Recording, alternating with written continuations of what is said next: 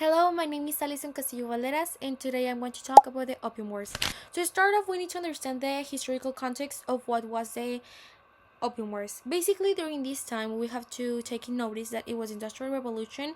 The Opium Wars take place in the 19th century. Around the first Opium War takes place in the around the 1839 and 1842, and the second Opium War takes place in 1856 to 1864. Now, the context here is that during this time in Great Britain there was having a lot of demand for tea. So Great Britain is starting to talks with China in chances of them trading something for tea. What China asked in trade of tea was silver. Nevertheless, Great Britain didn't have a lot of silver, so they asked China if they can provide anything else, such as silk or cotton. Nevertheless, these two things are things that China can produce themselves, so they asked them that they only need the silver for paying taxes or making things like the money. In this case, Great Britain accepts, but nevertheless, they start notice that this is an imbalance in the trade, since they don't have enough silver to cover what they need for the demand of tea. So they start saying for a solution, which was illegally trafficking opium. Opium is described as a drug. It is still a drug nowadays, and it is used in the production of drugs. And during that time was used medically in China, but it was still a drug. When they started making this of trafficking opium into the ports of what was Hong Kong, it was all thanks to them having a colony in India. Great Britain had a colony in India which produced this, which was opium, and then they transported this to Hong Kong, which was where all the ports for trading were for China. And in these ports, they could sell it, and with the money that they had from selling the opium, they could buy more silver to buy more tea.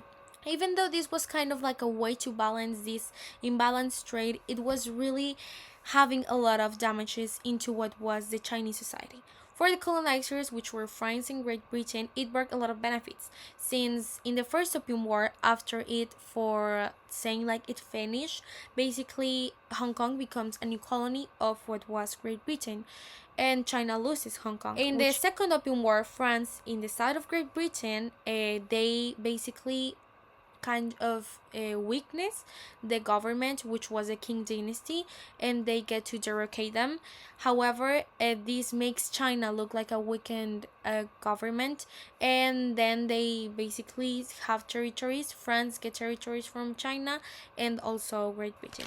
Now this has a lot of impact in what we see like the Chinese nationalism and also in the culture, since we have to have in mind that opium caused a millions dead and millions of addictions during that time. So even though the King dynasty tried to do something about it, they couldn't stop it, which also made them look like a weakened government with the people and internationally.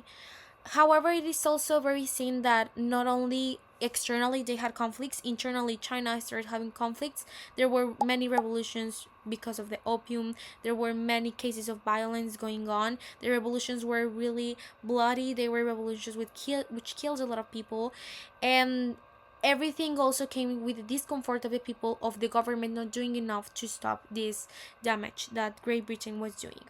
After the second Opium War and after the King dynasty is basically disappeared because of them being derogated by France and Great Britain, we see that Chinese people get with this feeling of we are now seen as a weakened society. We're now seen as a weakened country by internationally, since even though all countries knew that China was very strict with the trade regulations it had, now an empire was able to basically violate them and fool them and cause a lot of damage to the people. It also damaged a lot what was the culturally traditional China, which, for example, one of the beliefs was that ancestors gave you the body and you had to take care of them. And basically, if you consume something as opium, it was very kind of seen very very bad, because you are basically disrespecting your ancestors by damaging the body they gave you. And these and many other traditions in the traditional China culture, they were destroyed by the opium wars. Another thing that is really seen influence is this of the what is the nationalism, the modern Chinese nationalism, because we can see nowadays how China tries to prove themselves as not being weak, as being one of the powerful countries in the economy, and through the time, because of the Opium Wars, we see that.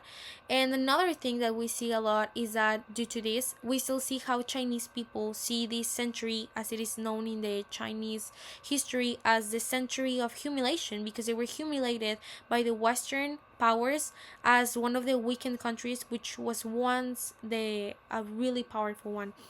Now, this is a lot that we can see, because by understanding this example of the Opium Wars, we can see the importance of knowing the history of a country, knowing the history of a colony. We can understand better how a country, now a government, how the nationalism, how the national image of a country is basically influenced by their history.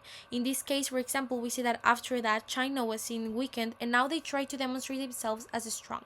So I believe this is something that by understanding the history and the colonial history of these countries, it helps us understand better how people in China react to things historically, how they see these things historically, and how this impacted society, because it also brought a lot of changes to society, to the culture, and political changes.